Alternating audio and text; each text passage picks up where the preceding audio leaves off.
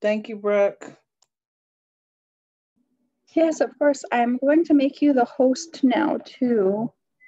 Okay, I need to make Christian the host as well.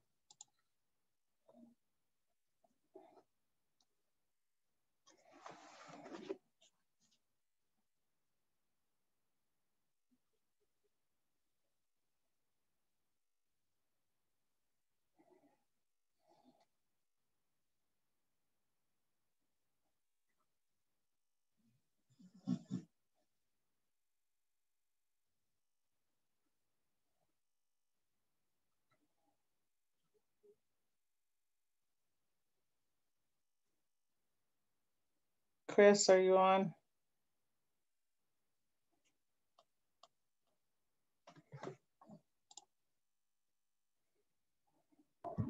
Okay, Stacy, I have you as the host and Christian as co-host. Okay.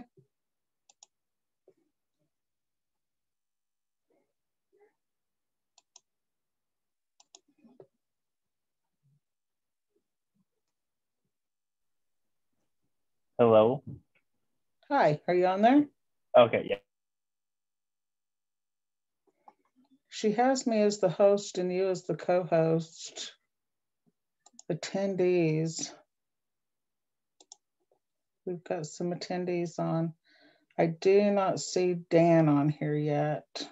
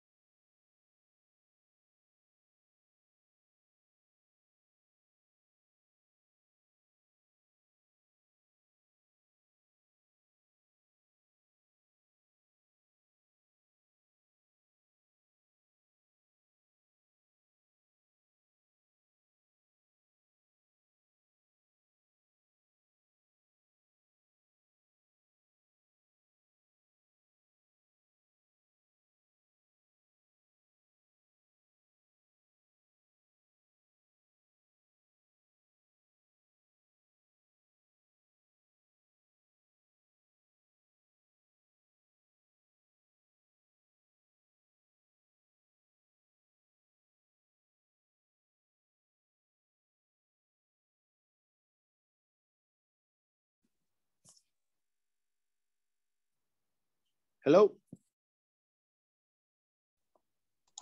Hi, Dan. Let me get my video started here. Great. Hello. I just promoted you to a panelist. It says you disabled my video.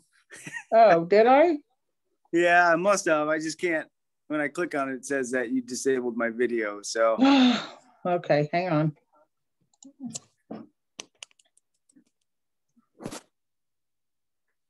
did you get this open, Kate? Okay. I don't know. Christian, how do I do that? So you have to go back to the settings. Where the settings here. You want it like here? Video settings. Yeah, just so we have room to like show that, then we'll. That's probably gonna fall right through. We'll stand or sit. We can move this back. Here, you borrow that. Oh, Can you change him, Christian? Oh, I can see you now.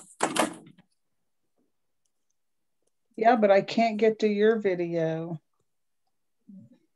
I So don't it's a think little the same hard to settings that you hear have, you. Stacey.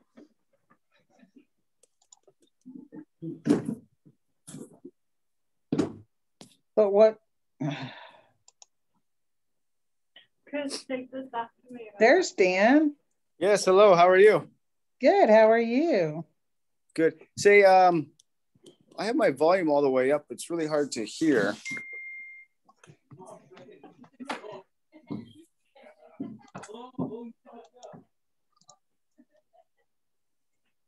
I am actually going to turn everything over to See nothing there. Christian. You'll have to do your front camera.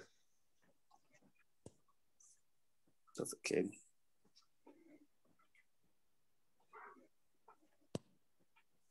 Let's see if I can't find a way to turn this up, but I think that's the max volume I can get out of this. I can hear you fine. That's way better. I'm not sure what happened, but that's perfect.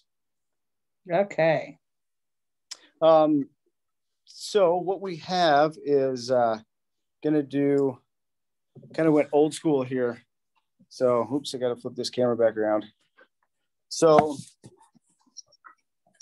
I don't know. I think we gotta raise that up. Talking about that. Yeah, but I think, can you use this as your front camera? That's part of the issue too. Oh yeah, because it's mirrored right now. What's that? I think there's a way we can share the, if you can send the PowerPoint slides to me. Yeah, we could do that. That'd be perfect. That'd be awesome. Yes, I was trying to figure out how to get. I'm not a Zoom connoisseur at all, so that doesn't. But this pad over here does. Cade, we can use that. All right, we're gonna try to get this as fast as possible here to you. Yeah, we've got about 10 minutes before we start. I know there's people logged on already, and that's fine, but that's why we give it this few minutes before to get everything set up. Yeah, yep. So this is Detective Cade Blumenrader. He's also with the Drug Task Force. He's just kind of helping out on the technical side over here to get stuff going. Yeah, so if you can email it to me, then I can forward it to Christian, who can, because I don't think you have his email. It's going to come from Sergeant Kenrick. It'll be different. Okay. Or what's your email? Stacy, STACI dot Eagle, EAGLE, elk, ELK at gptchb.org.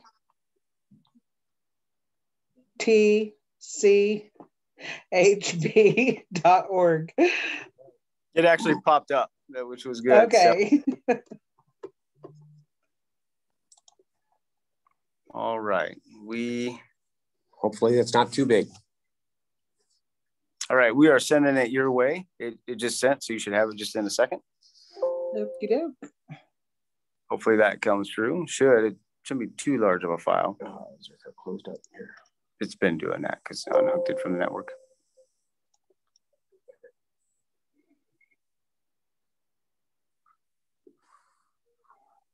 Do you want to run it on this one, or do you want to run it up on the screen just so you can talk over it? Do you want to just do it here? Because that way so you can thumb through the... Yeah, that's fine. Okay, your phone will have to be closer. Did you get it yet? Not yet. Okay.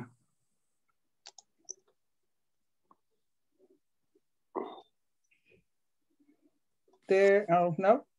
Nope. Okay, I'm going to run over to... I got to set you down here real quick, point to the ceiling. Run over to my computer real quick, get that to you. In case that one's not sending. Do you need this flash drive? No, I've got a copy. Okay. Except yours says opioid.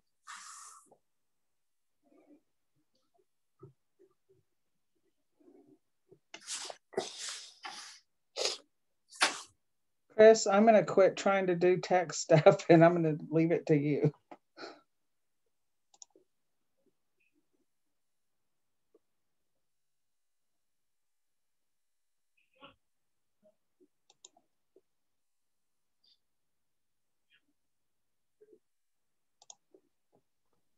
I am on mute. I'm trying to find the... No, you're not. I can hear you just fine. Okay, no, I think I was on mute. Oh, okay. Because I was talking and then in the red thing.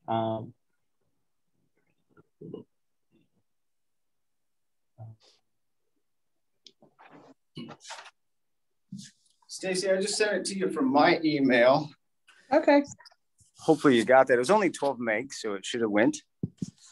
It didn't give me a reply saying it was. I just got it. Oh, beautiful, beautiful. Okay.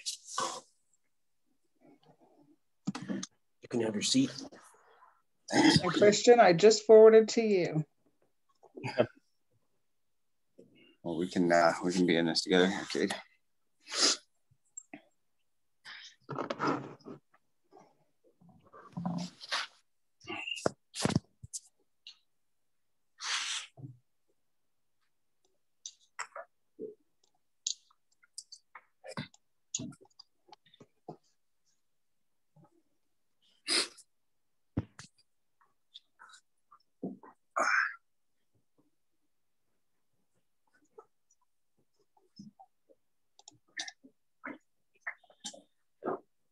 We'll set it back there.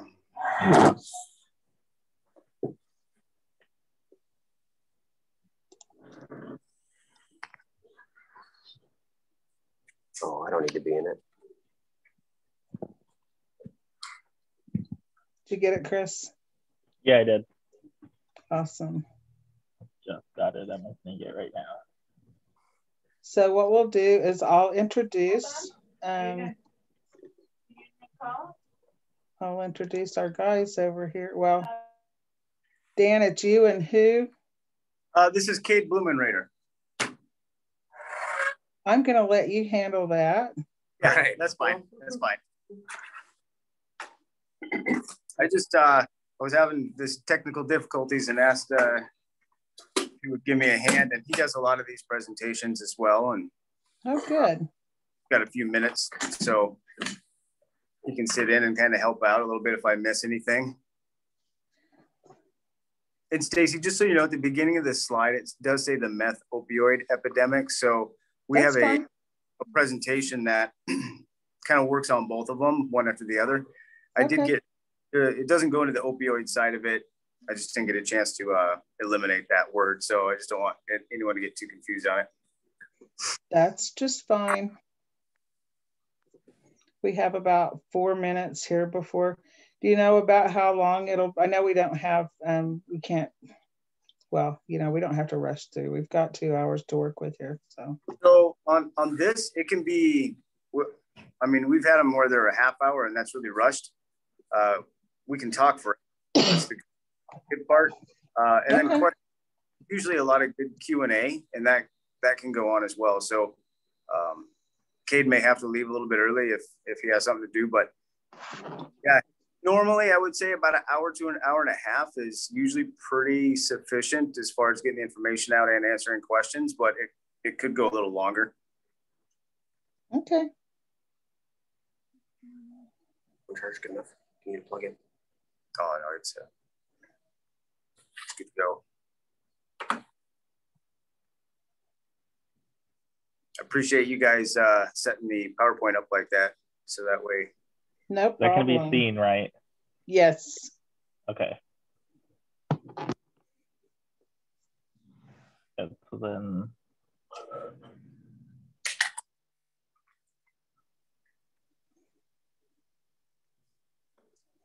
We'll see if you go through the day.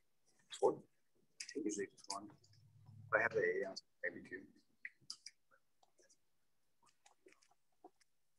Like that. A good pop.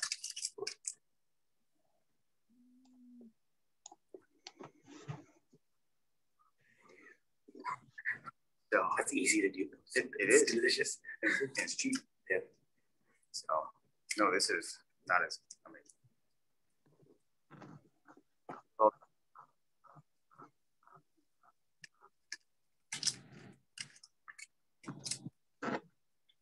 and about 100 ounces of water. I don't drink enough water. Last count, we had about 100 people signed up for today. Wow. Yeah, I'm really excited.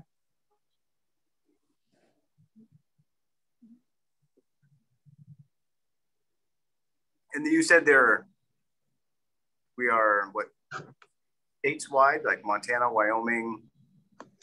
So Great Plains Tribal Leaders Health Board represents, we work for the tribes in North Dakota, South Dakota, Nebraska, and Iowa. But we have sent this out, through a lot of our networks and a lot of the different partnering agencies that we have. And so their reach could probably be farther. I'm pretty excited. You guys might be national or international task force people. Maybe we don't want your faces out there. I don't know. You can wear some balaclavas and cover. Get one of those voice changers. Yeah, there you go. I got to run over to my desk real quick. It looks like I have about 2 minutes. Okay.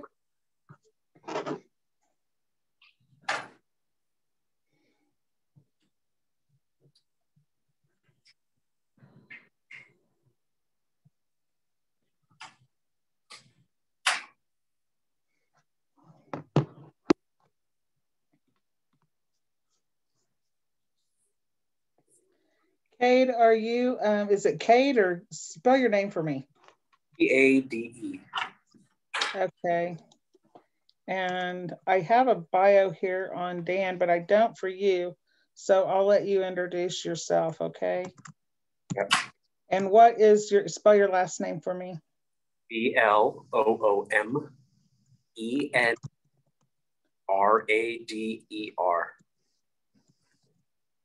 Blumenrader. Is that correct? That's correct. And are you also an investigator? I'm a detective with the Rapid City Police Department. Okay.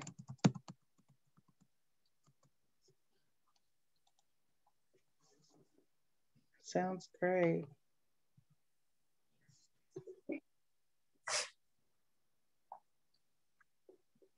How many people do we have on, Chris?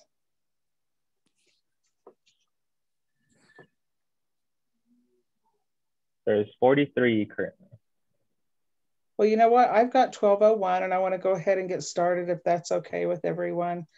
People will probably be joining later as we move through. My name is Stacy Eagle-Elk. I am with the Great Plains Tribal Leaders Health Board as the Tribal Opioid Response Program Manager. This is a grant that we have through SAMHSA. So this opportunity is actually made available through our SAMHSA grant. We did partner with some of our other programs, which is our HPOG, our Native Connections, and our Epi department have all partnered to make this possible, this training series possible. I want to introduce Investigator Dan Rose, is with the Pennington County Sheriff's Office. He started his law enforcement career in 2013 and has been with the Sheriff's Office for a little over 7 years. He spent the first 3 years of his law enforcement career in the patrol division before becoming an investigator with the Criminal Investigations Division at the Sheriff's Office. While in that department, he primarily investigated cases involving crimes against people. This included, but was not limited to, assault, rape, and murder. Approximately 2 years ago, he transitioned to the Unified Narcotics Enforcement Team, or UNET, as an investigator, where he investigates cases involving illegal narcotics, as well as drug-related overdoses. He also has with him today Detective Cade Blumenrader, which I'm going to let him tell you about himself. And Dan and Cade, I'm going to hand it over to you. All right. Thank you. Well, my name is Cade Blumenrader. I began my law enforcement career in 2006 with the Rapid City Police Department. I worked at patrol for 7 years and was after that assigned to our Criminal Investigations Division. I worked general crimes for the first year of my time in criminal investigations. For 2 years, I worked financial crimes.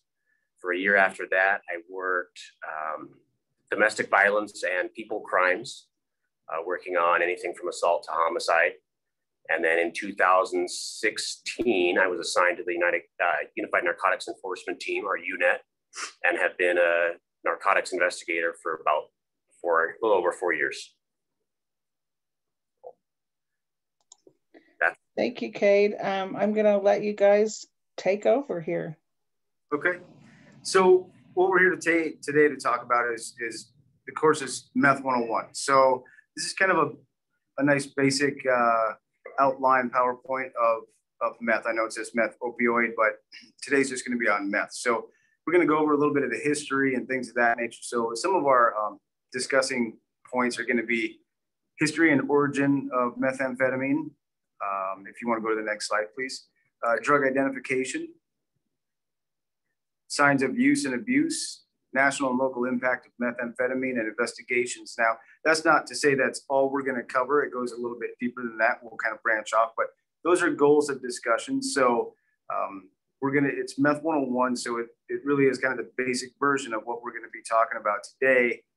And then after we're all wrapped up, or if in between, I know it's Zoom, it's a little hard, but we can do Q&A and try to get everyone's questions answered and to the best of our abilities. So Katie, anything to add before we get going? Not yet. Okay. And if it's okay, I think it's Chris, I'll just have you go to the next slide. I'll just try to say that. So methamphetamine, right? Meth, he's been using it. So if anyone can see this, it's SpongeBob, of course. So we gotta, it's a serious crime and it's a serious addiction. So we're not trying to make light of it, but in the same turn, you have to a little bit because we see so much of it and it weighs heavily. So SpongeBob, this is him. Eyes are wide open. Meth is an upper. It is it ramps up the system, elevated heart rate, all those things. So heroin and opioids are downers. Meth is the upper. So people will be up for days and days and days, week at a time, when they're using constantly. All right, next slide. All right, so the history of meth. So it's been around forever. I know a lot of people understand that and maybe have heard about it, but it goes back to the late 1800s. Amphetamine first made in Germany, which is pretty crazy. And then 1919 methamphetamine created in Japan, Red P Lab. I'm going to let Cade talk a little bit about that, to create the world's first ice. Ice are the shards, if you will, or the the chunky type nature of the meth. But I'm going to let Cade kind of touch a little bit on Red P, if that's right. So Red P is a lot of the programs that have been initiated over the last 10 to 20 to 30 years for the reduction of methamphetamine production. Red P was the one that was most efficient in the United States. And that would involve people taking the heads off of matches and using that phosphorus that's in there to create as a catalyst for the methamphetamine production. Very basically, there's a couple different types of way. There's the red phosphorus and there's the ammonium version of meth production. The Red P is kind of what chemists discovered, and it was getting a better byproduct, or get better product, made it more accessible to make it home, a little less dangerous. And it's when we kind of started seeing as that was getting more popular in the general public, we started to see a lot of the at-home cooks, the Gatorade bottles, the jugs at home where people are making and blowing up their houses just based on the process that involves heat and solvents and all the chemicals that go in there. It says here, it was used by Nazis in Japan to fuel soldiers and kamikaze pilots. It was called Pervitin in World War II. It was really noticed by the Allied soldiers when they were fighting the Nazi soldiers, that they would just go for days and days and days and never have to stop for rest. And it was at the time just small amounts of what they called Pervitin, which was a methamphetamine in pill form, that these soldiers would literally be up for days without needing to take the break. Their body was just put into overdrive. Never felt the fatigue, the tiredness until a few, you could find a place to stop and actually kind of crash. And then as that chemical was discovered and made more commercially, or not even commercially available, but as people discovered they could make that at home, it's transitioned into this illicit market. I think next slide, please. This is a little bit above my head, but this talks about the chemical makeup that goes into methamphetamine. The pseudoephedrine is the base chemical that's really needed to make methamphetamine. It tricks your brain into dumping dopamine, into dumping the feel-good chemicals that go in your brain. It's just that, as you can see in this simple illustration, that it's just it's a hydroxide off of Sudafed. They just remove that off, and it just kind of tricks your brain into dumping all those chemicals in your body. People kind of equate it to sex, like just just this euphoric feeling, and your body. I don't want to get too far ahead because I'm not sure I can't remember what slide orders our slides are in. But it tricks your body into that. And then as your body gets tricked into that, you have to give it more meth to create that same amount of dopamine. You have to keep doing different things to get that same level of rush, which causes, again, that addiction, that drive for the next fix. And it kind of fries your brain. It puts your brain into functioning improperly. So it's not getting, when you're laughing at a joke or you're with friends or company or doing those enjoyable things, your body is unable to recreate that happiness. It can't get to that level of dopamine again without methamphetamine. So it takes serious treatment and correction to get back to those normal levels. And I think what Kate is getting at is on this. So Sudafed is most people know that if you go to try to buy it in a store, you have to show your identification. You can only be allotted so much. It's because at one point when people were doing kind of the at-home labs or the one pop method, which would be like a Gatorade bottle, this is a real common product to use. So you can eliminate or limit how much people are getting. But as we'll get into in a little bit, meth is so cheap now coming out of Mexico and whatnot that we don't see a lot of labs here. I've never seen one in 2.5 years, and people, it just is more dangerous to even try to do a lab, it seems like, than it is just to buy some meth. It's just that cheap and that readily available at this point. So this has kind of gone by the wayside as far as the Sudafed, but I'm sure it's still being used out there in certain circumstances. But right now, all the measures that were put in place, I think, kind of helped hinder that. But obviously, addicts are going to find a way around. So that may be what you were getting at. But next slide, please. So as Kate was talking about, why do people use meth? So dopamine, right? We all love dopamine. We love the things we love to do, right? It makes you feel good. That's what it's about. It's about joy and happiness. So Game of Thrones is getting old now, but while you're binging Game of Thrones, catch up, your brain is producing dopamine. Anything you love to do. In other words, you're undergoing a drug-like high, right? You experience pseudo addiction to the show. That's why we binge it. That's why we have to watch the next episode. That's why they leave the cliffhanger at the end and it just goes and goes. So the drug is obviously much worse than that, but it's the same concept and principle that at the end of that high, it's like binging something. You have to get it again. I mean, it left you on a cliffhanger. You have to get it again, but you can't get back to the initial high that you originally had. So ultimately, from what we understand, the first high is going to be the pinnacle. It's going to be the climax, if you will. And then after that, you can never reach that again. So, but it does not stop people from trying. And that's where the amounts go up. So you may start with, a 1/10 of a gram usage, and then pretty soon you're up to a gram because you're just trying to chase that high. Anything on that? No. So dopamine, obviously, it's a natural chemical. Your body produces it. It's a good thing. Meth is the one that really gets your body to create that in overdrive. It tricks your brain into dumping that dopamine fix into your bloodstream. And it's a natural. I'll talk on it a little bit, but I think humans as a creature are kind of driven to look for that high. And then whether it's alcohol or sometimes, I mean, I'm not trying to negate all of these as bad things, but exercise, sex, music, like humans look for that drive for happiness and for that like good feeling. Methamphetamine is just a way to cheat that system and have a chemical tell your body to make you feel good rather than a natural experience. So. Next slide, please. So on dopamine continued. Sorry, my phone went off. Your body doesn't discriminate. As Kate was saying, you can become addicted to anything. Sex, drugs, music. Does this mean I can become addicted to petting dogs? In my wife's case, absolutely. We have 4 of them. So it just seems like they keep multiplying.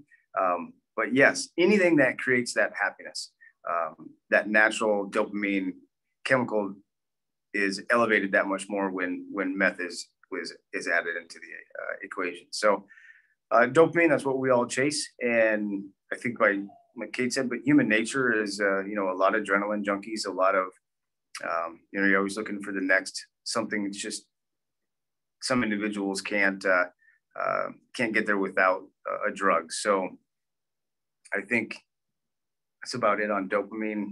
It's pretty basic. Next slide, please.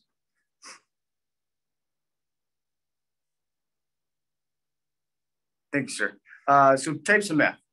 I'll start this and then I'll have Kate kind of jump in as well, but really there's just a couple types. You got powder, as you can see on screen. It's indicative of local manufacturer. Really don't see any of that in this area. Like I said, a lot of it comes out of Mexico, which we're going to touch on a little bit.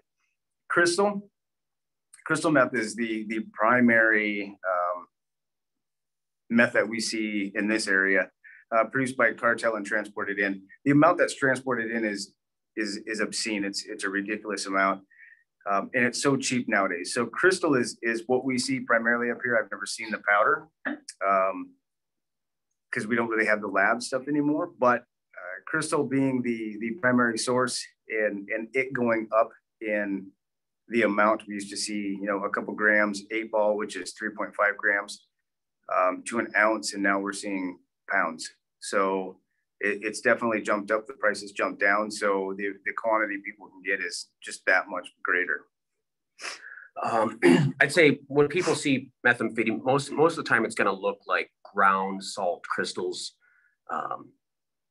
This powder stuff, again, is very much indicative of local manufacturer. But a lot of times what we're seeing, not even so much anymore, is when meth was more rare, you would see people mix up a powder, mix some kind of salt or MSM, which is a food preservative, or other substances that they would mix in. We call that cutting methamphetamine. So if you go buy an ounce because you want to sell some of it, well, you can make it seem like 2 ounces and you can sell more product if you cut it or mix it with a foreign substance, whether it's salt or MSM or whatever other powder or crystal that kind of looks like meth. That was where we would get most of our powder appearance from, was people cutting it or breaking it down into more distributable amount. But I would say locally, people are discerning enough. They're picky about meth and that they know that they can get it easily. So if it's bad product, people aren't buying it and the dealers go out of business, or they have to sell the purer stuff. They're not really able to cut it because there is so much product available that if a buyer says, well, it's junk, it's not getting me the high I want, I'll go get it from someone and it's purer meth. So most of our stuff is crystal. We'll see shards that are like they just came out of the bottom of a baking sheet or whatever. It's or broken down a little bit, but very little powder left in local markets. And Stacy, I'm not sure if anyone can chime in, but is there any questions at this point that anyone has for us before we move past kind of types of meth?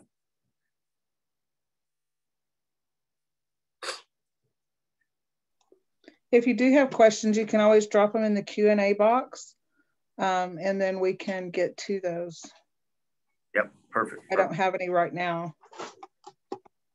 They usually come towards the end. So next slide, please. So these are kind of some old stats. Bear with us on this, but comparing 2017 meth stats. So Pennington County, 116.5 pounds seized. That's a little over 52,000 or almost 53,000 grams. Gun seized in relation to meth activity is 75. I can tell you that is definitely going up. It seems like wherever drugs are, guns have really become that much more prominent. In Minnehaha County, they have 5,064 grams, 11.2 pound seeds. Now, this isn't a competition, East River, West River per se, but we like to keep stats and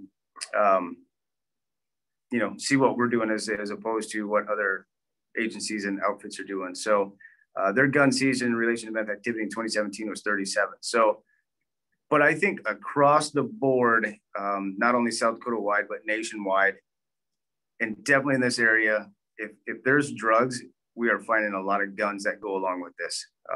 It is just that prevalent. If a car gets stopped or pulled over and there's drugs in the car, it seems, I would say 7 out of 10 times that there's a gun somewhere in the vehicle or on the person. So it's really becoming that much more prevalent that they need to protect their product. They need to protect themselves. So it's becoming definitely more dangerous in that aspect. Dan, we do have, and Cade, we have a couple of questions here. Yeah. The first one is, what is it in meth that makes people, what in meth makes people's mood swing when taken?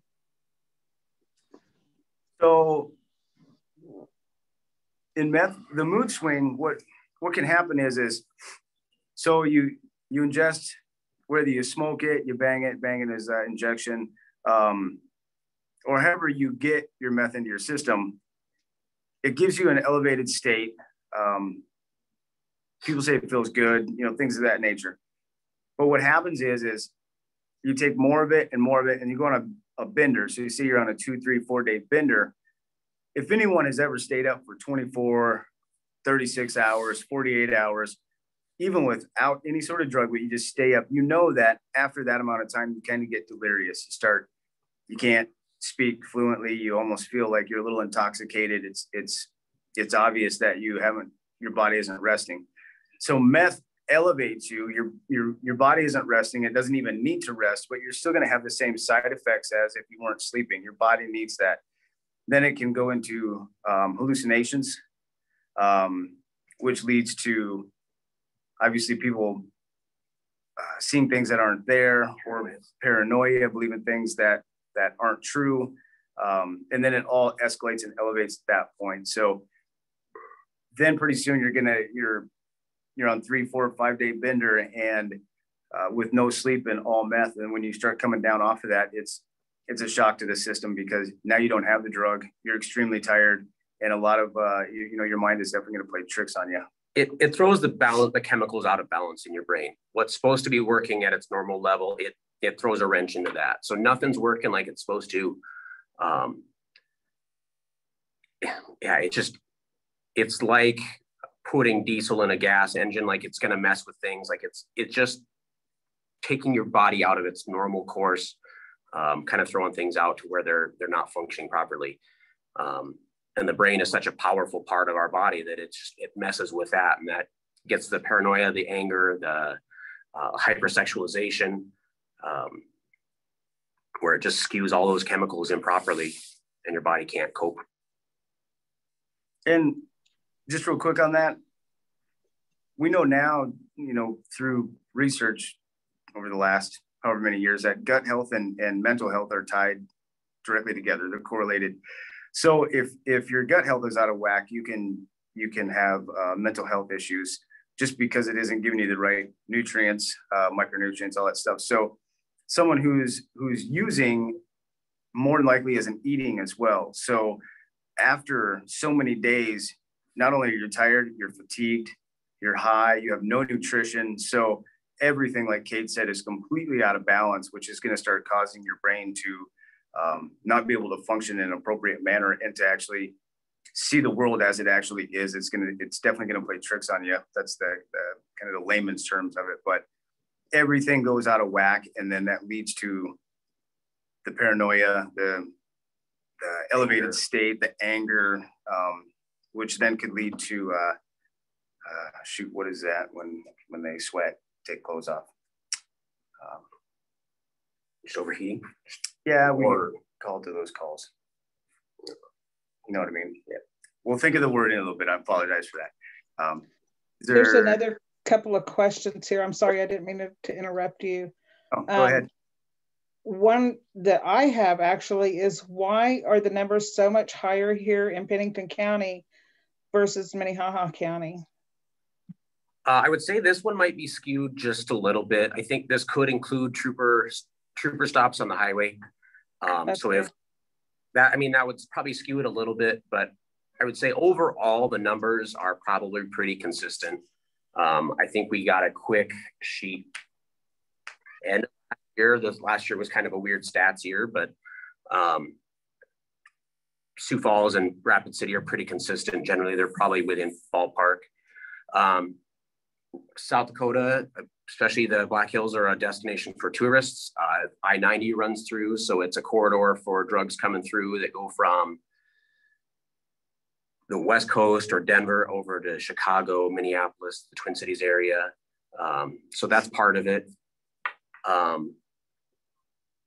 There's a pretty high poverty rate in Rapid City, and that comes with drug abuse.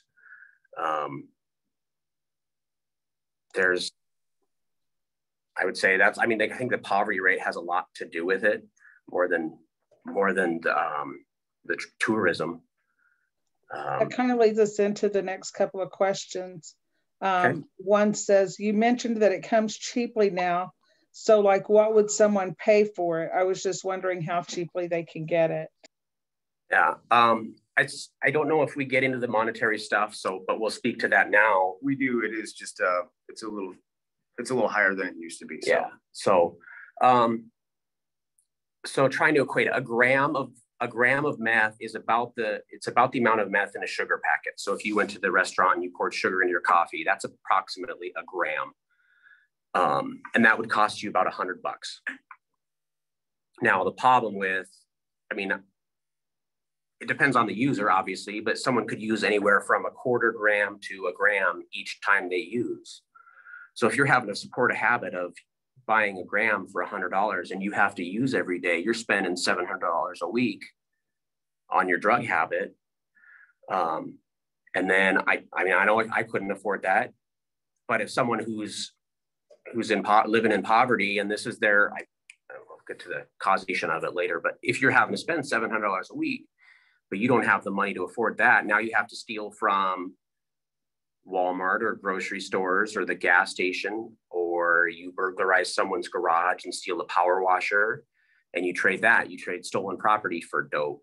Or you've got a buddy whose grandma has a checkbook and they can forge you a check, so you end up taking a stolen check. So I'm speaking all over this presentation a little bit, but the money, the poverty, and this ties to drugs. So drugs is often called a victimless crime, right? Like they're only hurting themselves. It's really bad for their body.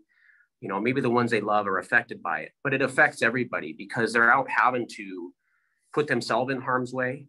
They're stealing from neighbors. They're stealing from family members. They're stealing from stores, which costs more for the consumer to go up to cover those losses.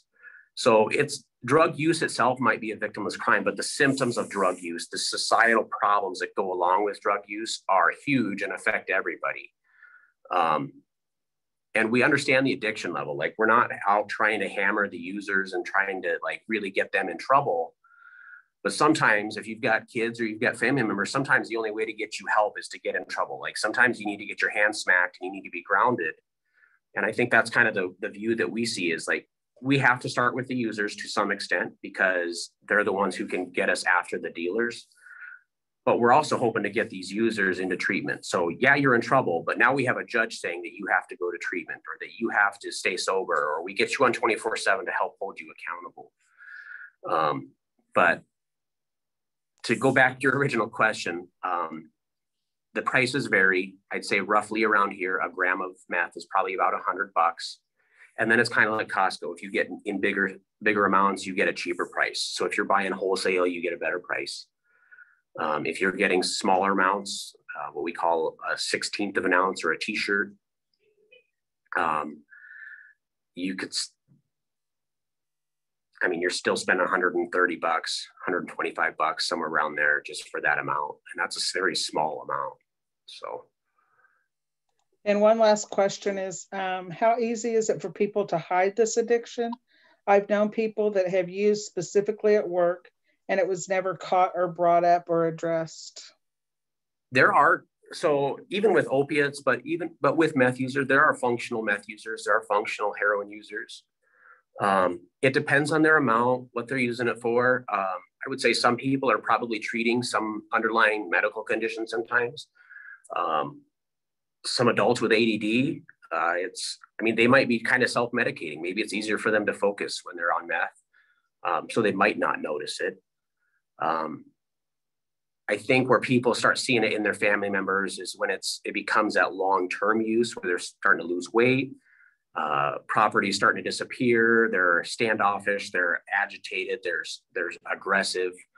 But I would say it's not impossible to hide it. It depends on the level of use and I'd say some people have more addictive personalities. So once they start, they're gonna really jump into the addiction.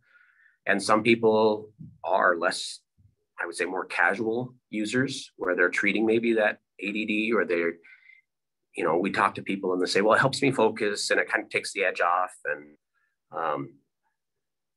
so it's not surprising to say that someone worked with somebody and didn't know it. Like that doesn't shock me at all, because there are plenty of people who can kind of keep it under control.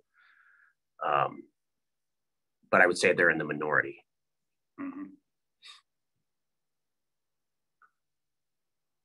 Thank you. That's all the questions that we had pop up.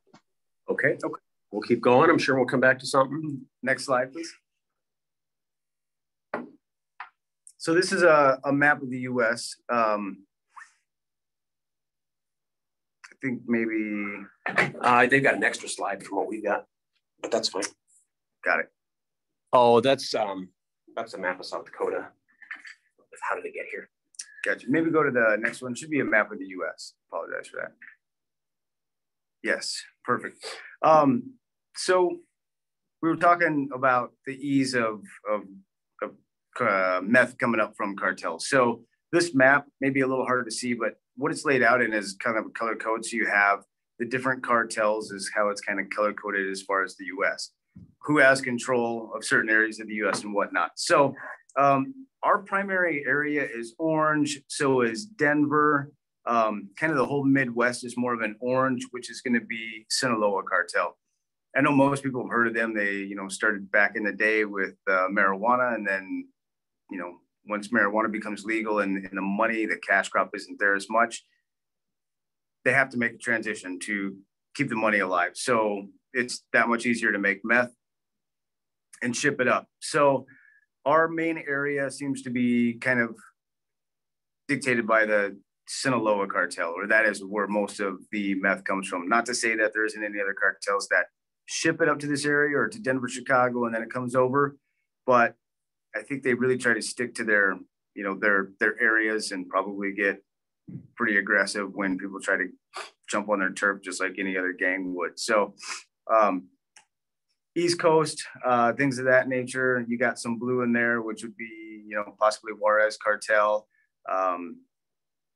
But by and large, Sinaloa seems to kind of have a majority of the United States, with a little dabble of like Juarez and like Gulf cartels and whatnot. So that's kind of how it breaks down. I'm sure it changes all the time. There's always a battle for property and power, but that's the majority of what we see. So it was, like I said, I started as a street cop in 2006. And when I was first new to Rapid City, and someone would say, well, I would say if an officer was on a traffic stop and they found meth in a car, I would go look, because it was so rare. Like you wanted to see what meth looked like. It was that new, it was novel to cops back then. And I would say now, when cops stop cars and they're dealing with our violent crime and our guns and stuff, if we don't find meth, it's kind of unusual.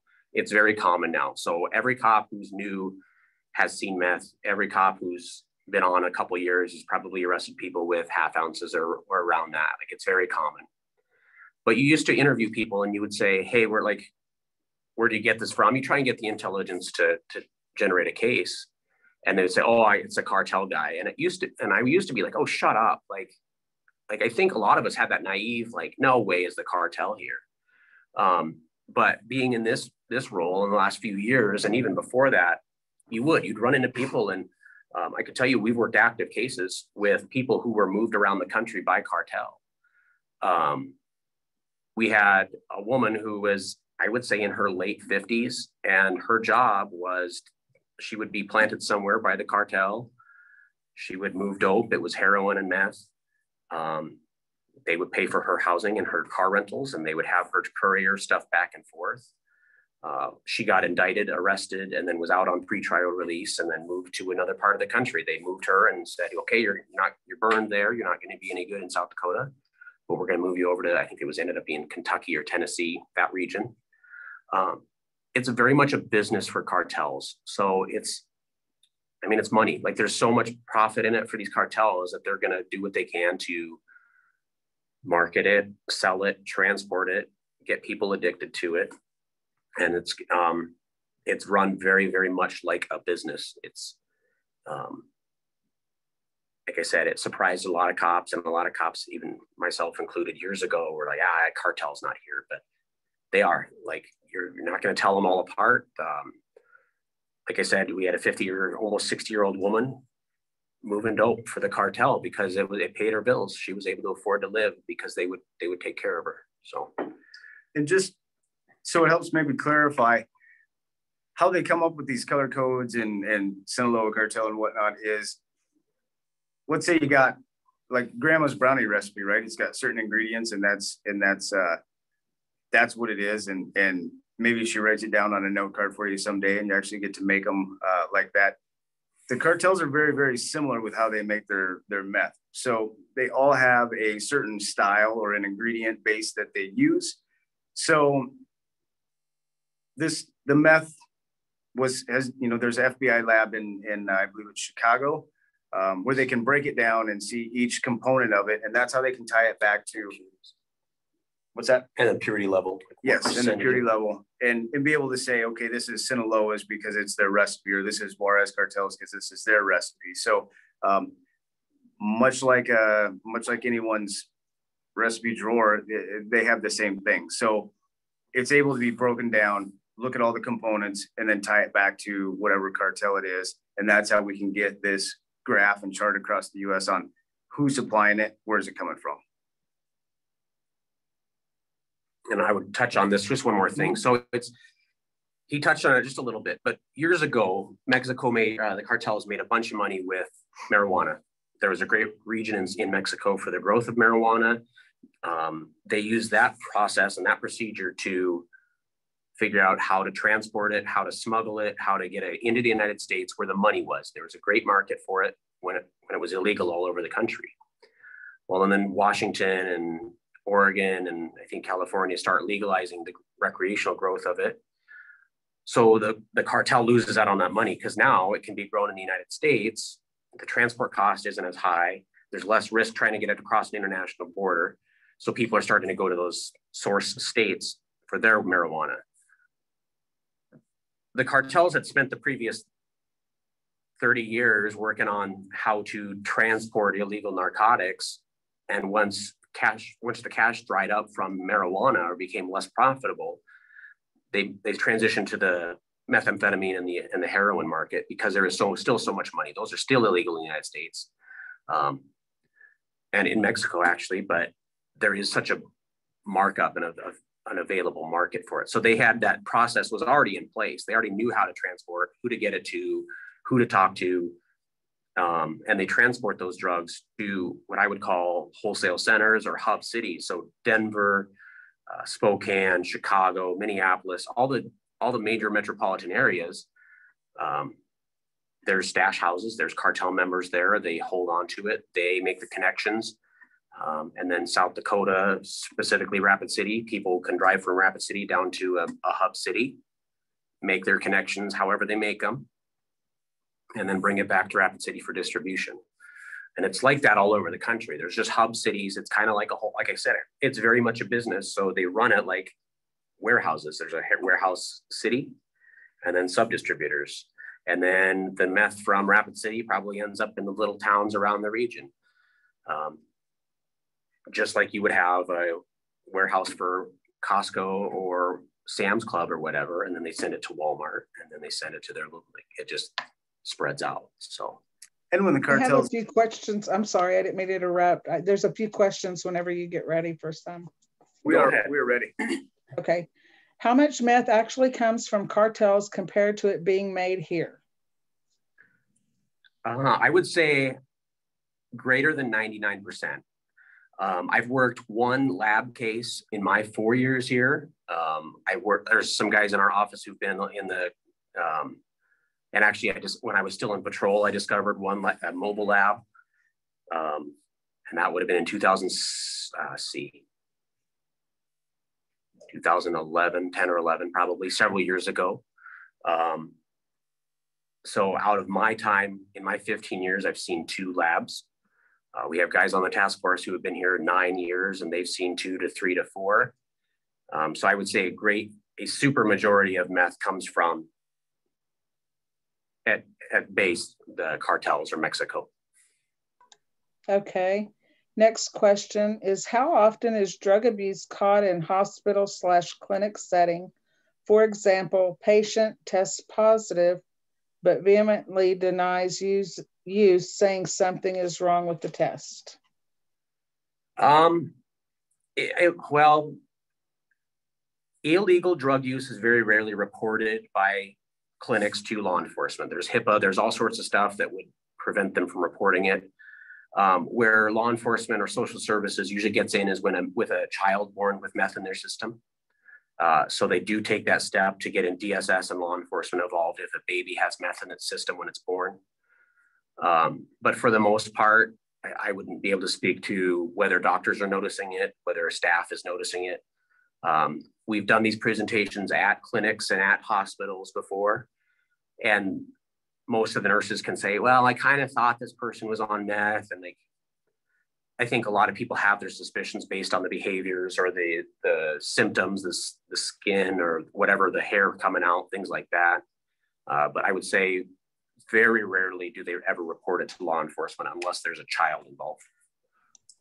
Okay. Who would you turn someone into that is smoking and taking care of others? It depends on your local task force. So South Dakota has a tip 411 line. You can, I make sure I get that correct before we end this call, but it's tip 411. It's a text message you can send to. And just say, hey, I know so-and-so. It depends on how anonymous you want to be. If you want to call your local law enforcement, say, you can still call in anonymously. But if it's in care of children, if it's in care of adults, or if it's, it kind of depends. Just DSS is a resource. Your local law enforcement is a resource to report to. Obviously, I think one of my personal opinion is, it's a shame when adults have to turn to an addiction and they have to deal with it. And they're dragging other people through that. But my big concern, and where I get my bleeding heart, is for the children who get dragged along by no fault of their own. So I personally, whenever we get a tip about children, I do follow up on those. I know law enforcement around the region is very similar. But there's sometimes the hard part is proving it. We can't just act on a hunch. So videos, photos, we have to still corroborate that. So someone might call in and say, hey, my daughter-in-law, my son, whatever, they're smoking meth around my grandkids. We follow up with that, and then we still have to corroborate that. So we would never go to somebody and say, hey, someone called and said you're smoking meth. We're still going to corroborate that with more investigative efforts. To say, yeah, I agree, they're probably smoking meth, and then we deal with it on a criminal level. And then usually that involves DSS trying to get involved also. Thank you for that. Yeah, We've got a couple of more here. No, that's fine. This is great discussion, and I appreciate the questions. What type of rehabilitation programming does the state have for meth users, or is it primarily a disciplinary approach with jail time and little rehab built in? That has changed over the last few years. And I'll kind of get on a soapbox a little bit, but there are resources now. There's a lot more treatment options than there ever used to be in South Dakota. I think that was one of our slow, it was kind of slow to develop in South Dakota. Like it was, we just didn't have the resources available for treatment that we needed. And then I'll get into my personal opinion and I'll tell you, like, I totally agree that when someone is addicted to meth, they need treatment. You're not probably, to quit cold turkey or to quit on your own is, I would say, almost impossible. It's going to be very difficult. But until we hold people accountable and say, you're in jail and we'll send you out for treatment, and then you come back to jail where you can't use drugs, like we're kind of spinning in circles. We're spinning our wheels a little bit because generally a meth addiction lasts for 90 days. If you quit, if you had to go cold turkey, it would be 90 days before you had no cravings. Like you're still addicted to meth for 90 days. And if we arrest you because you're using or because you have a little bit of meth in your pocket, and we put you in jail, and the judge says, okay, go out and be sober and we'll come back to court, well, we're kind of setting you up for failure because you're still an addict. You still want that craving. Your body wants that. Like people will do crazy things for addictions. So if we set you out without holding you somewhere to keep you safe, and we just say, hey, you need to go to treatment, or we'll work on treatment under sentencing, I don't know how many people that actually can work for. So my personal opinion is that people need to be incarcerated for their addictions, as long as we're treating the underlying addiction at the same time. I don't think we can just lock them up and expect them to get over it, but I don't think we can let them out and hope they just take care of it on themselves. I think it's going to take a better process through the courts, through social services, through the medical industry to say, we understand you're an addict, but your behavior while you're addicted is an issue for other people. You're stealing, you're assaulting people, you're destroying your family, you're not going to work, you're not helping yourself or your family. So I think that's where the issue is. I don't have a good number for you on how many treatment facilities. All I know is that in the last few years, we've gotten a few. There's probably 4 outpatient treatments in Rapid City that I'm aware of. So if I can touch on that, there's treatment facilities are getting better. So there's one in Sioux Falls that people will get shipped to from here to over there. One in Sturgis, the care campus, plus the outpatient treatment facilities. The hard part is the person who is going to that has to want to quit. So a lot of times forced treatment from the courts is just that. You're forcing them into it. They don't really want to quit. They go through the motions. Either there's some failure there, which is a high rate, where they kind of wash out and go back to using, or they complete it knowing that it'll just help them get out of their charges, and they're just still waiting to get that done to go back. So it's really a demand type situation where they still want it, but they got to want to have the treatment. So we're not up to speed and up to par on our treatment facilities, but we also, like Kate said, need to help these people to get the proper treatment right away instead of just setting them up for failure. So the facilities are getting better around the area, around the state, but people still have to want to quit, and we have to help them to get to that point. I think that's one of the hardest parts, is because you can talk to an addict and say, hey man, like, do you like using? And some people do. Some people enjoy it, and they don't see an issue with it. They don't see what they're doing to their family and friends and job and their body. So until someone comes to that realization that they're ruining their body or their relationships or their life, and they see the benefit of quitting over the benefit of using and feeling good, it's really hard to get them to commit to a treatment program. Great, thank you for your answers. I have a couple here regarding the cartel. Do you provide protection for people who have been involved and are trying to get out but risk their lives if they stop distributing or working for the cartel? And then the second one, which goes right along with this, is would it be hard to stop the cartel and getting drugs to the sellers? The first part. So that's something we do take seriously, is the threats and the risk of violence.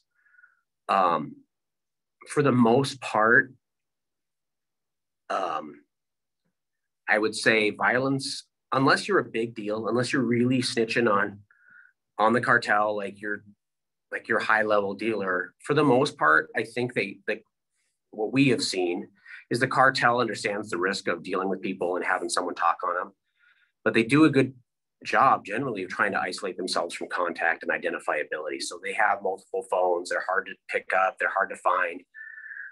So if let's say someone does want to provide information, or if they want to quit selling drugs for the cartel, and they come to law enforcement and say, "Hey, here's everything I know." There are protocols in place for protection of people, but it kind of depends on the level, the scope, how far their reach is when they're talking about it. Because for the most part, when, let's say, someone is bringing drugs up here from the cartel, that person is very, very minor too, where they're what we call a courier. They're a transporter, and that's it. There are times where there is an elevated risk, and we do try and mitigate that. I'd say at the local level, at Rapid City and Pennington County level, we don't have resources to put anybody in asset protection or witness protection. We don't have funds to rehouse them. We don't have that level, but that's when the federal side can get involved, depending again on the scope of how big their discussion is, how big their information is. If there are credible threats of violence, if they've had acts against them already, that all weighs into that decision, and that goes through our U.S. Attorney's Office. The marshals, the United States Marshals, they're in charge. They're charged with witness protection. But generally, I would say I don't want to understate the level of threat and the safety of it. But I would say, for the most part, the cartel gets by on the cartel's reputation. Around here specifically, I've never seen any cartel-related violence. Usually if someone is assaulted for talking to the cops or being an informant, the most I've seen is a bloody nose, like someone gets beat up in jail. And again, I'm not trying to downplay that violence level, but for the most part, people around here don't want to hurt each other. Obviously there's always some threat of getting beat up or assaulted for it. But for the most part, I would say the cartel gets by on the reputation of, well, I'm cartel. Oh crap, I don't want to say anything. And that's very common. I mean, that plays to their benefit. They don't want people talking about them. So it is to their benefit. On the second, can you repeat the second question, Stacy? Yeah. Would it be difficult to stop the cartel? Look at it here. How difficult would it be? And then there was another one that actually asked, if you know the cartel is here, why don't you do something about them? So I'll answer kind of the first one. How difficult it would be to stop the cartel from transporting up. So in the broad scene and spectrum of all of this, between DEA, Border Control, DOJ, there are years where they put a $2 billion dent in the cartel industry as far as the drugs and cash that are seized coming across the border, being transported up. And that still, unfortunately, doesn't make even a small dent into the other drugs that are getting up here, as well as the cash that's getting back there. So, some of these cartels are making, upwards of 100 million a month, kind of depending. So the money is massive, and their techniques for smuggling dope and heroin and anything are always progressing. So the cartel has enough money to hire the best construction workers, the best engineers, the best of everything. So when they're smuggling it in semis or cars, the hides, what we call them, or the areas where they can hide drugs at in the vehicle, are at a different level than what a person would normally think. I mean, these are created by high-end engineers or extremely talented individuals. So it's always going to be a battle. It's us against them on that, and we have to always up our well. But to stop a business size that they are, is going to be extremely difficult. My honest answer is you'll never get rid of cartel drug distribution until you get rid of the demand of drug users. And there will always be people looking for drugs. As long as there's money to be made, they will continue to up their game, conceal differently, be smarter, sneakier. And we're behind the curve all the time. Like we learn that stuff and it takes us time to get that. But by the time we've learned that, they might be working on something else. So until you get rid of drug users, you're going to have drug dealers. And then to the other question, the second part of that was, why don't we do something about the cartel? And we do. The previous question kind of talked about it, which is we still have to have information. I'm going to say this and sound like a jerk, but the problem with law enforcement is we follow the rules. So we have search warrants to go through. We have procedures to follow. We have constitutional law we have to take into consideration. And we can't just grab somebody and say, hey, I know what your drugs are. We can't just go into a house because, let's say Dan bought drugs from somebody and says, hey, that guy has drugs in his house. Well, I need more evidence than that. I have to go to a search warrant. I have to get proof so I can just go to a judge and say, here's all the reasons I think this is there. So we do deal with the cartel. We've actually got a couple of recent cases that have direct ties. We have direct contact with subjects in Mexico, and that's a local agency. I mean, if you think about the county sheriff, the Rapid City Police Department making direct contact with Mexico, I mean, that's significant. But that's not the only cartel member. There's thousands and thousands. It's a huge network. So we might pick off one or two, but then someone steps up into their place or they move to a different house and they start back up, and it takes us a little bit. We're always behind the curve. We are always trying to address it, but there's just so much volume. There's thousands of drug dealers and a couple hundred cops in Rapid City. So we're outnumbered. We're outnumbered by users. We're outnumbered by dealers. And so we just take it as we can. We take little bites at a time and we try and make a difference with, if we can save 20 people from addiction, or if we can get one person off the streets and into counseling and treatment and it works, that's a win. But I'd say the reason it's so difficult is because of the volume. There's just so much, and there's only so few cops, and cops follow the rules. So. Thank you for that. There's a comment here, but the last question is, are there any medications out there to help someone who is withdrawing from meth? Go ahead. No, as far as meth related withdrawals, there is some stuff that you can use kind of like a pain medication, whether it be like ibuprofen or something, but there's nothing really like there is with opiates or heroin. With that you have Suboxone and things of that nature, but with meth it really is kind of it has to run its course and get out of your system. Like I said, you could take some, as far as like an aspirin, ibuprofen. They might even provide or, prescribe something depending on their level of withdrawal symptoms to maybe ease pain, but you would want to be careful of that because they're obviously have an addictive personality. You don't want to get addicted to an opioid. So not so much with that. It kind of has to run its course. Plus, and we'll touch on this when we do the opioid fentanyl one, heroin or opioids and alcohol are the only two drugs that you can die from withdrawal symptoms. So meth, although it's horrible and it's going to be not a fun time for the person who's going through it, for the most part, it just has to run through its system, and then there will be light on the other side. It takes about a week, roughly. My wife was a nurse in a jail for a while, and she said within about a week, the person sobers up and they feel fantastic and whatnot. But during that week, there's a lot of hallucinations, anger, violence, things of that nature. So they did provide some sort of medication to help with. She never told me, but I think more than anything, it's more of just something to kind of help them sleep, if anything, like an Ativan or something to kind of maybe sleep through it rather than to have to be awake for most of it.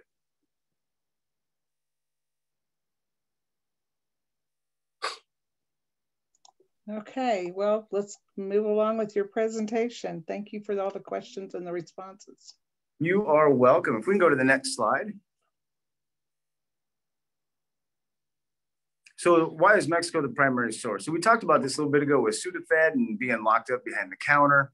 So anhydrous ammonia, at one point that was a common chemical in the US where, you know, people were making their own labs, but they were stealing it from farms and ranches, things of that nature. So field guard ammonia tank locks were created. Sudafed was put behind the shelves. So we made it harder for individuals to get a product to be able to create meth on their own. And then Mexico stepped up to the plate. And it's, first of all, it's way easier to transport meth, cocaine, heroin, because it's so much smaller. So you can fit so much more into like a car, plane, boat, than you can a bundle of marijuana, which is really hard to compress. It's so large. But this provided, I hate to say it, but almost kind of put the ball in the cartel's court because we made it really hard for individuals in this area to make their own, which is good.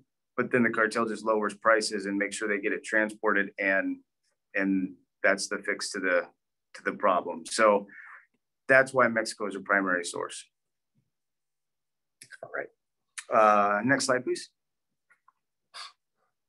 So we were talking a little bit ago about addicts and dealers. Not sure if you heard me. If you could flip to the next slide, I appreciate it.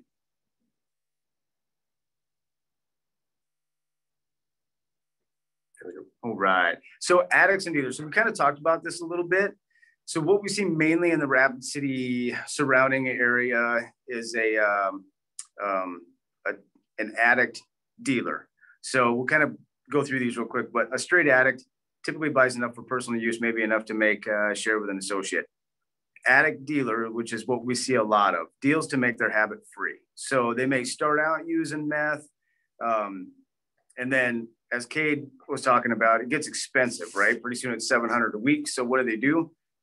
They round up some money. They get people to throw down with them. They go and get, you know, a quarter pound of meth or something, and then they can be the seller and yet still have enough product for them to use while they make money to go get more. So we see a lot of the addict dealer mix. The dealer who uses, but primary concern is money. That's not super common around here. And then dealer with no use. It's like the older lady individual Kate was talking about. Individual is the most sophisticated and will use the most sophisticated means to distribute controlled substances. So I can't give away too much of what we're doing as far as, you know, some of these cases involving cartel, but, you know, they're a different organization. It's not an addict dealer that you're just dealing with. It usually is someone who is a dealer with no use. So it really is about the money. So there isn't those slip ups where they accidentally get pulled over and they're high, or they got a needle in their pocket, or they've got a baggie in their car. There's no risk and no chance that they're taking as far as that goes. So it's a different level of sophistication. Therefore, it's a lot harder to investigate. It just takes that much more time. And I'd like to think that we're pretty dang good at what we do, and we definitely end up winning those battles. But it just takes a lot more time because you don't have the little mess ups by the addict dealer who you can catch them 2-3 times and could get the information that you're needing on who their source of supply is and things of that nature. So addict dealer, pretty strong and pretty heavy in this area. Dealer with no use, definitely not as strong. We're seeing maybe a little bit more of it, but still the addict dealer is the primary. And I would say that the courts even see the difference between that. Like in sentencing, someone who is an addict, but they're selling to support their habit, they're not getting the sentence that the non-using dealers are. We've got some non-using dealers who have come up, who've been prosecuted here, and their sentences are 3 to 5 to 10 times what a user's sentence are. And I think I think people see the difference in that. That's a predatory nature. You're preying upon the addict level and the weaknesses of other people who are in a bad spot just to make yourself some money. And I think society and the law and the courts see that as a negative. We've had people who have come up and said, well, I don't use heroin, I just use meth, but there's a lot more money in heroin, so I'll sell that around here. Or same thing with meth. Well, I don't use, but there's good money in it, so I just use it, or I just sell it, and that's it. But like you said, they're sober, they're thinking clearly, they're not making the same little mistakes that our other users are, because they're not in a mind altered state, and they're more difficult to catch. But ultimately our goal with any investigation is to find the source. So when we do talk to somebody, our goal isn't to hem them up any worse than they have to be. We kind of talked about this a little bit ago, but like, my goal is to get to whoever they're getting it from. And then I can build a case on that person and see who they're getting it from. And if I can find the person who is actually driving it to Rapid City or driving it to South Dakota, great. And if I can find their source, cool. And then we get our federal partners involved and we try and hold them accountable. But the dealers are the ones who prey upon people, and we understand the addiction level of the users. And like we already talked about, I think they need help. I don't think it's a good habit. I think that the behavior while you're using is a societal problem. It's the thefts and the assaults and all the stuff we already talked about. So I do think users need to be held criminally accountable, but they also need that treatment. It's the dealers that are really our focus. That's we're really trying to get to those dealers, especially the non-using dealers. That's our biggest goal. And if I could touch on something, I worked a heroin case, and something that is very important to me and kind of dear to my heart is I think sometimes it's easy to think that we get into this career as maybe like adrenaline junkies, or we just kind of want to put everyone away, but it really is about helping people and making sure that that person has a chance at having a successful life. It just happens to be that they sometimes have to get in trouble to do that. But throughout the course of this investigation, this individual was ultimately arrested and was federally indicted. Although I ran into this individual not long ago, and it was an odd sort of situation where he's sober and working and I'm there, but it was really great because we had a small conversation, and that person told me that we saved their life. And that means a lot, because that really is why I do it.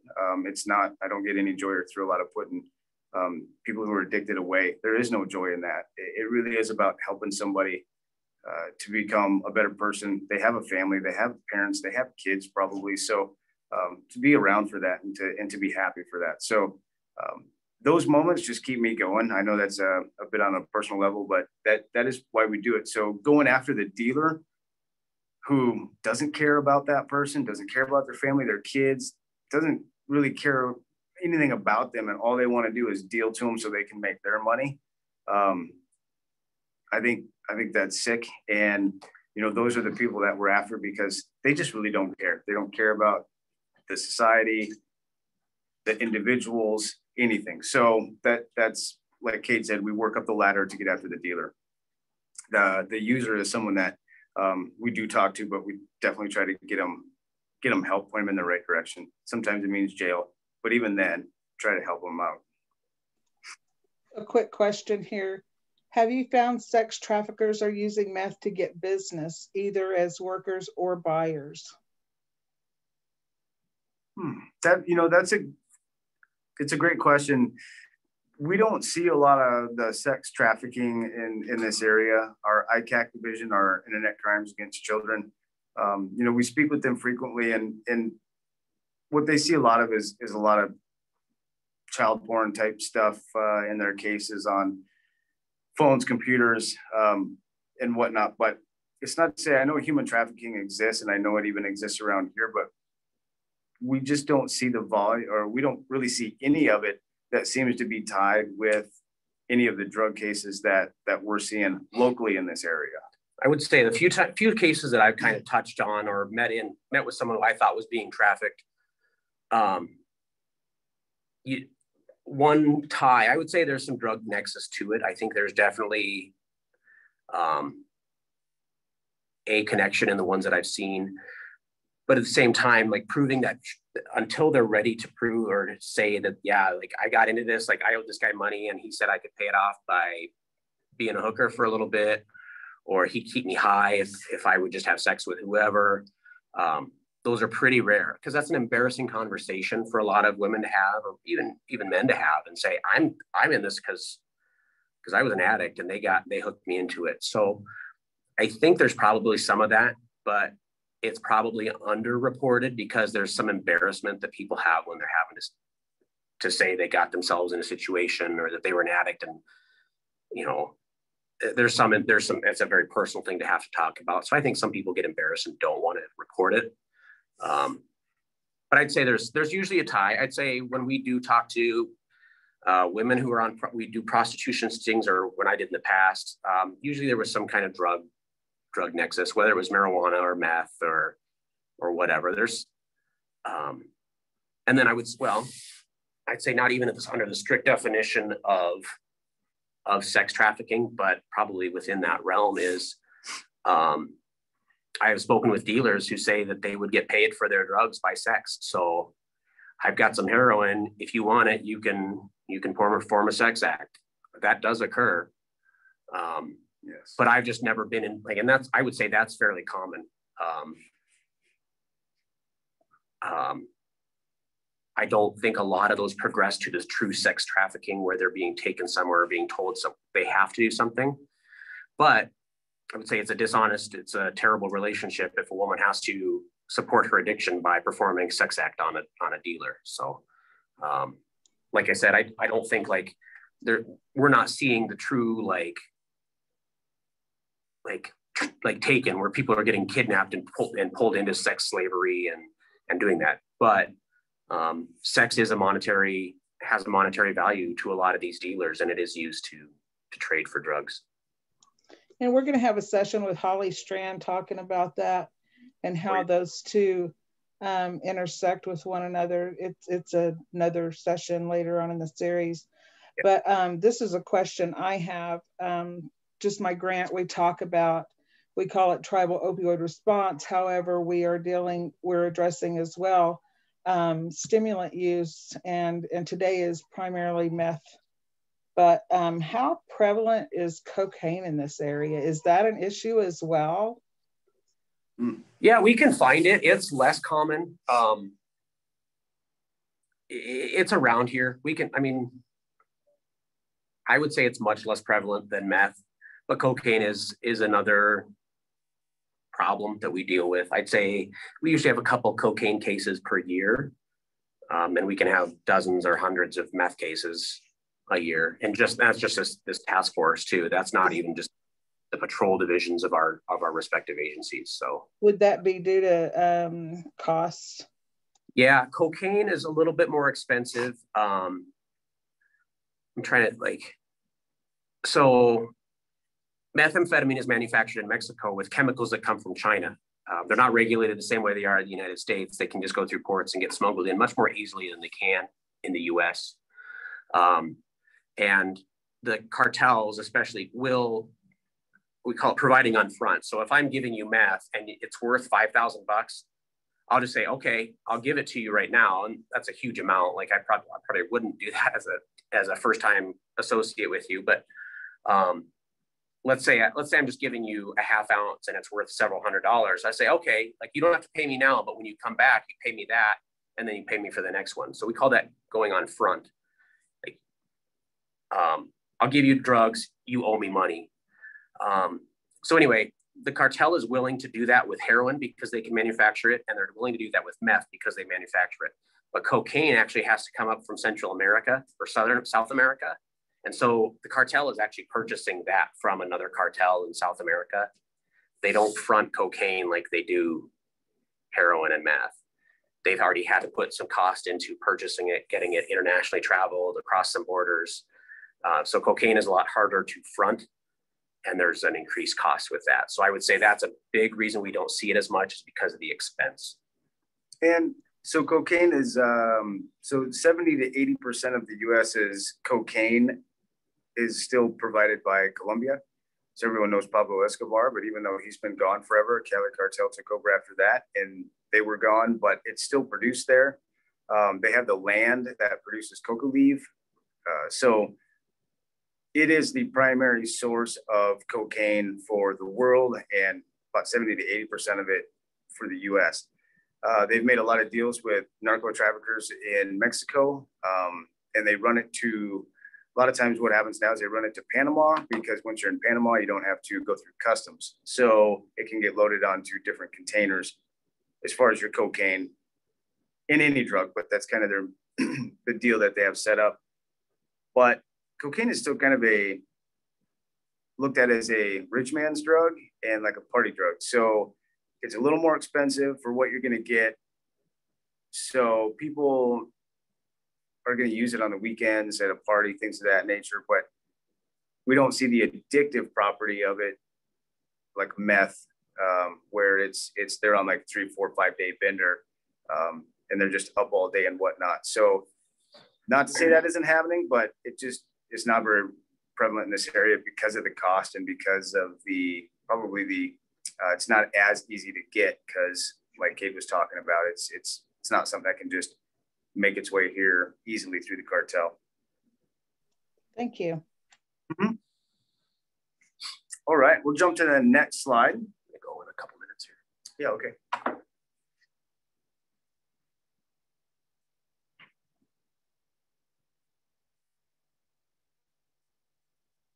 There you go, thanks, Ben. So risk of violence, we'll just kind of cruise through this. In LA, 35% of meth users age 18 to 25 were found to have committed violence under the influence of the drug.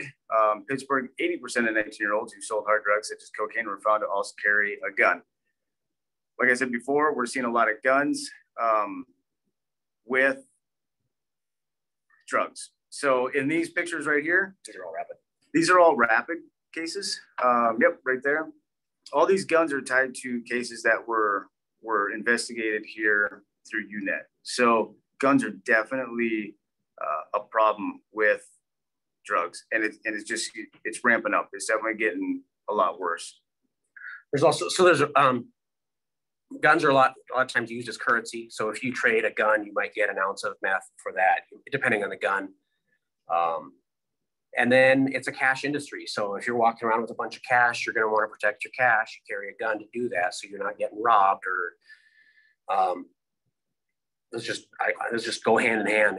If you're willing to protect yourself, or you're dealing with people who are high and not thinking clearly, you're going to want to protect yourself with a weapon. So next slide. Risk of violence continued. How do you approach someone? So this is just kind of a real basic, calm, cool, collected deflection. So someone who's elevated or is having paranoia or things of that nature, be calm, put space in between you, and then either you call the police or find someone to call the police. You don't feel obligated to have to take that individual down and hold them and whatnot. So just calm and cool and collected. Get your space and get a hold of the authorities or have someone do that. Next slide. I gotta be on. Okay. Thank you, Kate. Kate's got to head out. All right. So on the next slide, so slang terms are shit, crystal, Tina, dope, crank. So we see it called a lot in this area dope or crystal. And the picture on the right is a lady, I believe it was about 12 or 15 years of methamphetamine use. That can definitely happen. I've seen it happen with our booking photos. So that's just the level of what it can do to the body. And then if someone doesn't refer to the drug, they'll refer to it as a weight. So trying to get a zip is an ounce, or they'll say trying to get a ball, which is an 8 ball, 3.5 grams. Mexi ball is 3 grams. So a lot of times it's done by the name or the weight rather than the drug itself. All right, we'll just jump to the next slide.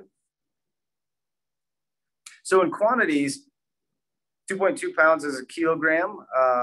We see a lot of like pound type stuff or quarter pound and whatnot, but there's 453.6 grams in a pound. And the answer is down at the bottom on our question, but 28.3 grams in an ounce, 3.5 grams in an 8-ball. So an addict can use anywhere from a quarter gram to a gram for personal use. Now that's someone kind of on the higher end, but like on a daily basis. So if an addict uses a half a gram per day for personal use, how many uses are in a pound? It's 907 just for that. And that's not saying that someone isn't, using even less than that. So a pound of meth has a lot of uses and go a long way to a lot of people. And from what we're seeing lately is it's not hard to get rid of a pound. So a pound of meth goes really, really quickly. So the uptick in usage is definitely there. Next slide, please. And if you have questions, Stacey, you can just jump in. All right, prices and quantities. So these are a little on the high end right at the moment. It's a little cheaper. So a pound of meth, 5,000 to 8,000. I know we've seen you can get a pound for around $2,000 to $4,000, kind of depending on who the source is. Once again, it's all supply and demand. It's who you know. It's how much you buy. An ounce or a zip is 800 to 2,000. I think normally we do controlled buys. When we're buying, our zips are anywhere between 600 and 800. An 8-ball, about 150 bucks instead of 200 to 400. And a gram, roughly a packet of sugar, 75 to 150. Once again, that stays kind of consistent because if you're just buying a gram, you're going to kind of probably pay on the higher end, and same with half gram.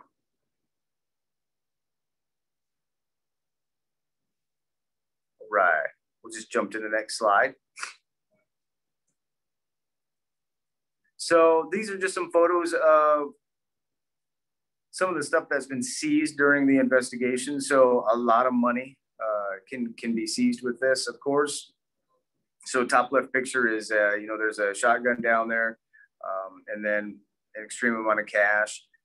Picture on the top right is just a wide view of that same shot with different firearms, pistols, shotguns, cash, marijuana, drug paraphernalia, and then same thing on the bottom, just cash. So, and it's all on how people package it as well. So if you're curious or you see someone with a lot of cash, it usually be bundled up into $1,000 increments and then rubber banded together or things of that nature. So it's not typically how a normal person would carry money.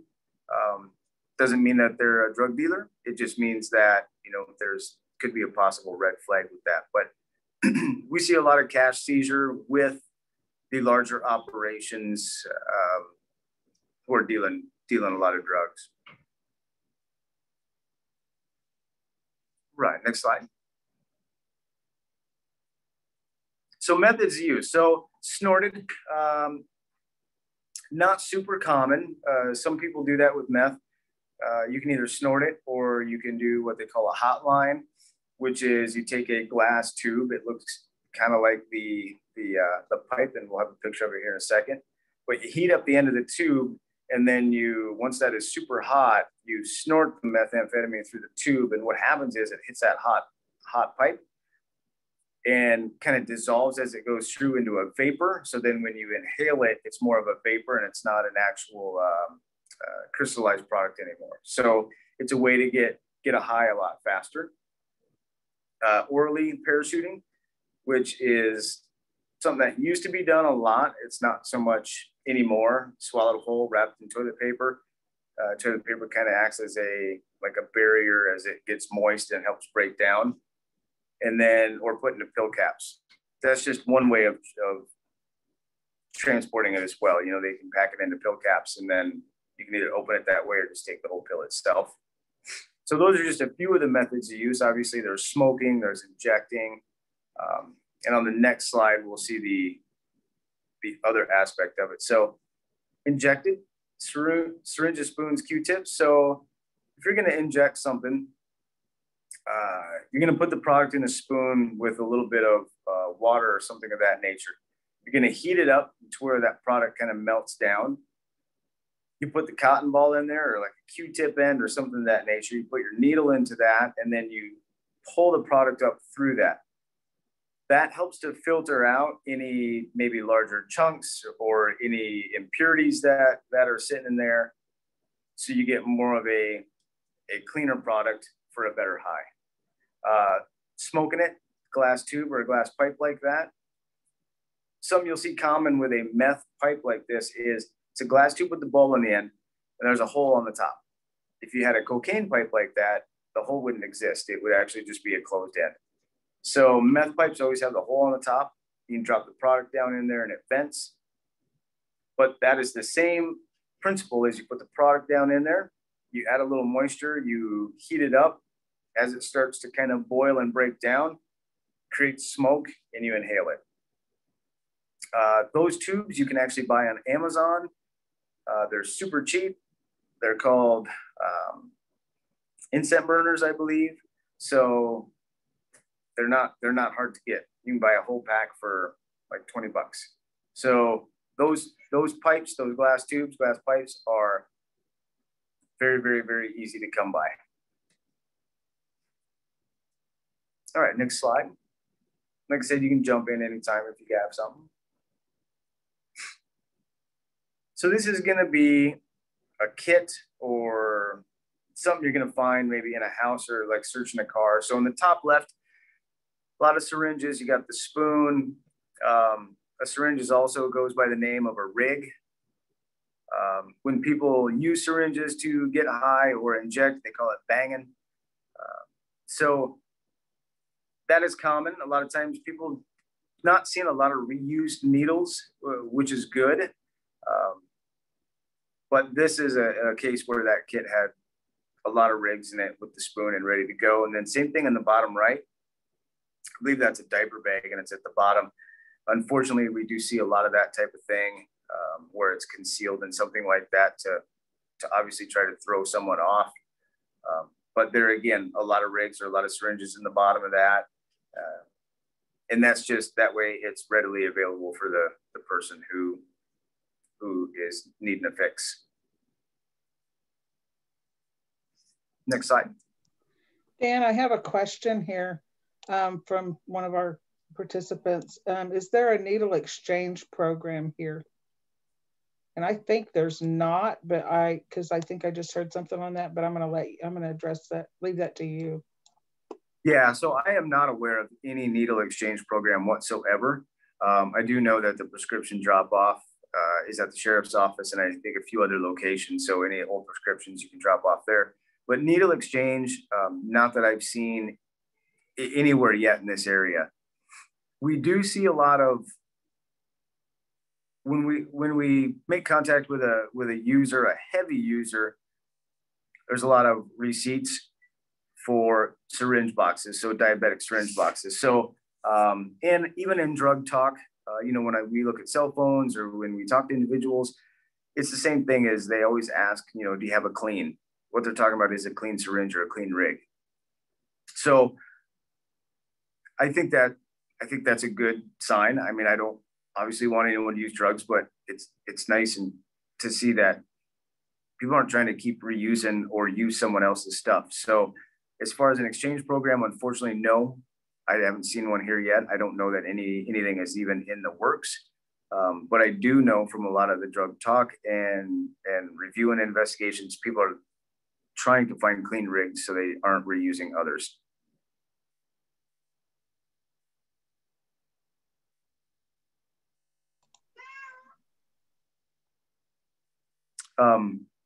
On this picture, speaks for itself. 26-year-old mother of 6 from Rapid City. That would be a lot of marks where. So when someone injects into one spot over and over and over, you're going to have the vein is going to start collapsing. It's going to kind of build up not a calcium, but something similar. It's going to become hard. You're not going to be able to find that anymore. So they have to move around. So they'll move from one spot in the arm to the other spot to the other spot. And pretty soon if they try to keep going into that same spot, you get a lot of sores, and they'll get infected extremely bad.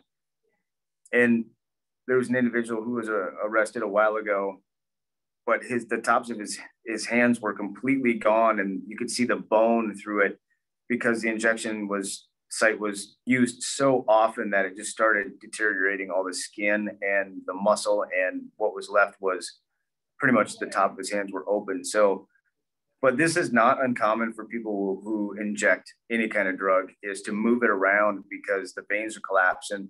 They'll go into the neck. Women can go into the breasts. They'll use like in between the toes, anywhere where there's a vein that hasn't been collapsed and is usable. Next slide, please. So this is just another photo of a method of use as far as smoking. The light bulb, not common anymore. First of all, a lot of those light bulbs don't exist anymore, especially in places. But you used to go into like motels and hotels, and a lot of the light bulbs were gone and taken out of the sockets because you can take the silver piece off the end with the screw type. You can take the filament out and everything and screw that back down, and it creates basically just a pipe. And then the one on the bottom right is the same thing. It's a glass tube with a bulb on the end, which is pretty easy to buy just about anywhere as a means of getting your drug. All right, next slide, please. So meth mouth, this was an ad from a long time ago, but there's some back and forth talk about why meth mouth happens, and some people say that it's the nature of the chemicals in the drug that deteriorate the teeth and whatnot, and that could be partially true. I've talked to some medical professionals who attribute it to, more often than not, it's just hygiene. So when someone is high or has an extreme addiction, hygiene is not something that they're thinking about. So if you're using drugs a lot and whatnot, you're not going to be worried about your hygiene. You're probably going to shower a lot. You definitely are going to be brushing your teeth a lot. So yes, the chemical properties of the smoke probably have an effect, but hygiene is more of the number one effects of why this happens. Probably not having a great diet, and then not taking care of yourself either at that point. So, but this is common. I've seen this a lot in individuals who have used for a long time. It's not something that your casual user is probably going to end up with. Dan, I don't want to interrupt you, but I've got a lot of people asking if you would be willing to share your PowerPoint with the group. I would like to double check with my sergeant, make sure that's all right. Is that something that I can get back to you on by email after the presentation? Yes, it is. Thank you. Yeah, I would love to be able to share. I just want to double check with him just to make sure, but I don't see why we couldn't. Completely understand. Okay. Yes, and I will definitely get your answer for you. Next slide, please.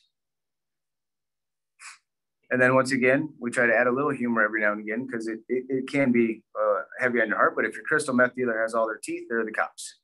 So don't trust those guys. Next slide, please. So this is another way of using. Instead of smoking in a bulb, what you can do is use foil and a pen. So you take the innards out of the pen and you end up with a tube. How this is used is you put the product onto the foil with a little bit of moisture, and you heat it up the same with a lighter, butane torch, something of that nature. And once it becomes hot, it starts to boil and do the same thing as it would in a pipe. It starts to create smoke. As the smoke comes up, use the empty Bic tube pen and inhale it. So in essence, it's the same thing as a glass pipe. You're just using the foil instead and just catching the smoke as it comes off. This is really common. It's still very, very common. In heroin use, you'll see black marks on there, and that's because the product likes to run as it boils. But in meth, it just kind of stays in one place and it's easy to smoke. But those are things to look out for if anyone is is wondering if someone that they know is using, or if someone asks them about that, is do they have small foilers? A lot of them. Do they have any empty pen tubes that'll have kind of a white filmy substance on the inside of it? Or if the foiler has a burn mark on it, those are pretty indicative of drug use of some type. So if anyone ever sees anything of that nature, it's definitely worth inquiring about and either contacting law enforcement or, however you need to address that, if it's someone that you know or whatnot. The picture on the right is just a baggie. Jeweler baggies are the common type of to move the product, especially when you're just gramming it out, or an 8-ball, something like that. So jeweler baggies are the normal product to move stuff. And on the next slide, if you would please, you'll see that meth paraphernalia. So you got the jeweler baggies. A lot of them have designs on them. You got the pipe, you got the straw. Straw can be the same thing as a big tube, and then you have the butane torch. Those work best if you're going to melt a product in the pipe or the tin foil, because it creates a lot of heat right away, rather than as a lighter, it's just a flame. On the right, you have a scale, digital scale. When people are buying their product, they don't like to be ripped off. So if they're buying an 8-ball, 3.5 grams, they don't want to get a Mexi ball. They're paying for an 8-ball. So a lot of individuals will bring their own scale, or they'll watch their dealer weigh it out, so that way they know what they're paying for. And then again, just an extreme amount of jeweler bags. Something of that nature, picture on the right, would be indicative of drug distribution. So if you've got digital scale, a bigger bag with the product, a lot of smaller jeweler bags, that means you're measuring it out, you're putting it into the baggies, and you're selling it. So that's a distributor or a dealer at that point. Next slide shows a pretty perfect example of what it's like to smoke it off of the foil. Once again, you heat it up, that smoke starts coming up, and then you smoke it up through whatever tube that you're going to use. And the next slide is pretty informative as far as your signs of use. Excuse me. I'll wait till you jump to the next slide for me. Thank you. So meth, increased physical activity. Once again, it is an upper. It's an amphetamine.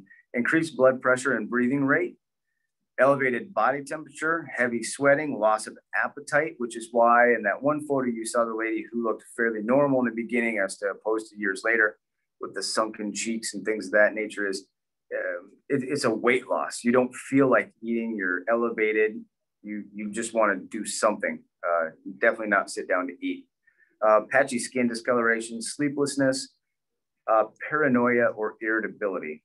So if you see the picture of the eyeball, your uppers, your amphetamines, your things of that nature are going to make the pupil dilated. So it's going to be huge. So even in low light conditions where most people's pupil would be the opposite, it's dilated.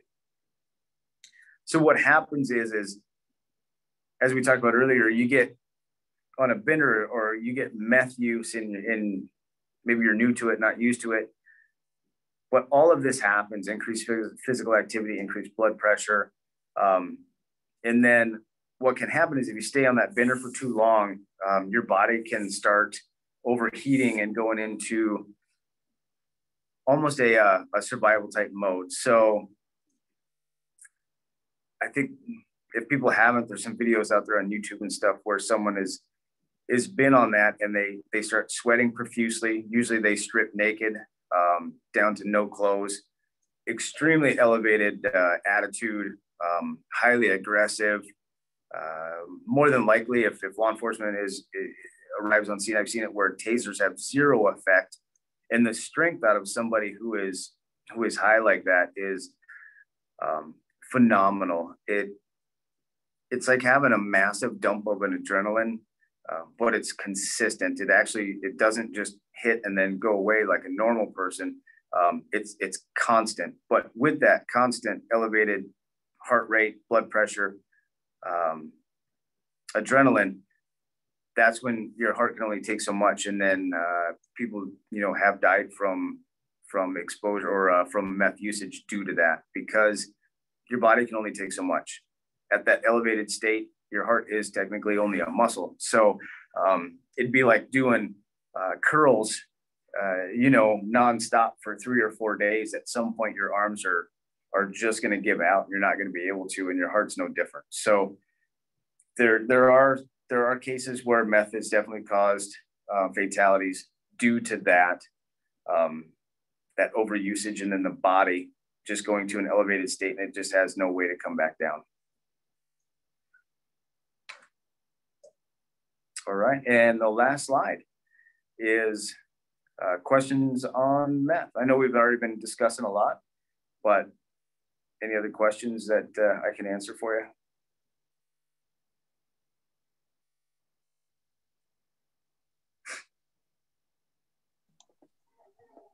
This has been fantastic, Dan. I really learned a lot today, and I hope our participants did too.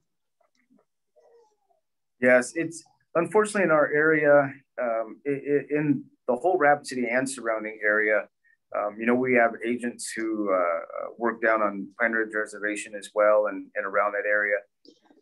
It's very prevalent, and it's become easier to get, and we're seeing the addiction level rise, which I think it's just because of the ease of use, socioeconomic situations, and it just is it's a plague on our society. So we're definitely fighting it as hard as we can. It just is because it's becoming so common, and so it's almost like marijuana was back in the day, that it's so easy to get. It's definitely a hard fought battle. But yeah, if you have any other questions, Stacy, moving forward or anything of that nature. Actually, we have some here in our chat. One of them is from, what can we as a community do to help fight against meth? That's a great question. So some of the things that are good to do is just seeing the paraphernalia and things of that nature that we went over in the pictures. So if you're seeing foilers, big tube pens, baggies, things of that nature, report those. We actually get a lot of tips. A lot of the tips that Kate was talking about, the 411 tip line, or just calling law enforcement, they kind of filter those out, and either they stay at a patrol level, where they can actually go out and try to investigate that, or watch a certain location if they think that there's drug use or distribution. But it also comes to us as well, because it might be tied to a case that we're currently working. It might be a name of an individual that we know. So those tips can be big, especially if it's something like Kate was saying. We may not have all of the information yet to really go forward with a search warrant or things of that nature. So we kind of have to just hang on to it. But when those tips come in and we hear from other individuals who are seeing this or think that there's something going on, that just helps us to corroborate what we already know and can help us to proceed with that investigation. So just reporting something is a big step in the right direction. Also, if people don't want to report it, if it's someone that they know, a family member, something of that nature, is just being aware of the signs of kind of what we went over about usage, maybe how they're acting, what's going on, or if they've seen the paraphernalia of that person, and then just trying to get them some help. It would never hurt my feelings if I never deal with that individual, and even though they were an addict, and they go get some help and end up, being a fantastic person and never having to touch meth again. I think that ultimately would be the best goal. So, but as a society, as a community, reporting it is the number one thing.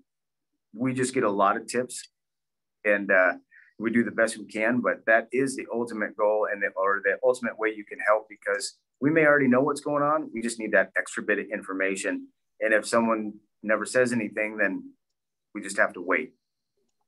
Great. That kind of leads me to, how is meth safely disposed of?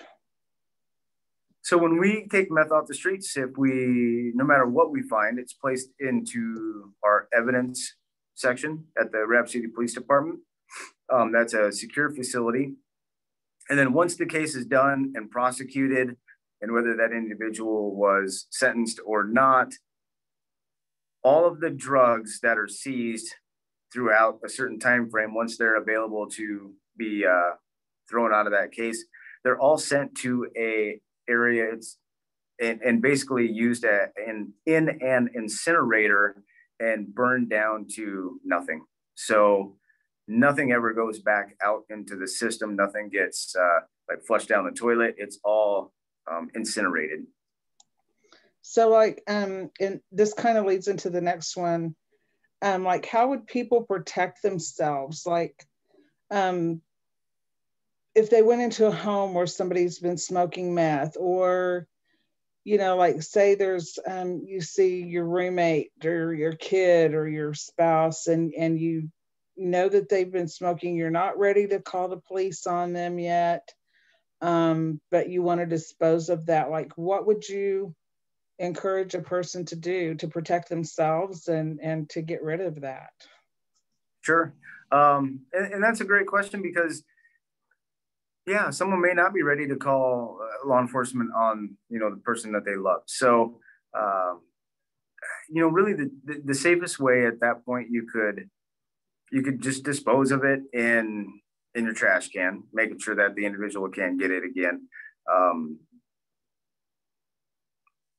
Really, other than that, there's not a lot. You can, you know, go find a dumpster or something like that nature. You just, the deal is, you want to make sure is the reason it's encouraged to report it is you never want someone to think that it was yours and, you know, is located, like it falls out of your trash bin when the trash guy lifts it up and dumps it and then gets tied back to you somehow. But if you're not ready for that stage yet, you can just throw it away. You can just throw it away. If it's a syringe or a needle or you know, something that is that can poke you, put it in like a Pepsi bottle or a Gatorade bottle or something that protects it. So that way, when you throw it away, if anyone were to go through there, you know, even at the landfill, I know sometimes they go through trash to separate it. That way, there's no exposure to that person. They may get stuck. So those are some things you can do as far as syringes. Put it into a sharps container of some sort. And the other one, I mean, really, you can just throw it away and then find a safe time to address that individual. So if they're at an elevated state and they're high, it's probably not the time to do it. But yeah, I encourage people to help their loved ones to get through it, especially if it doesn't need to involve us.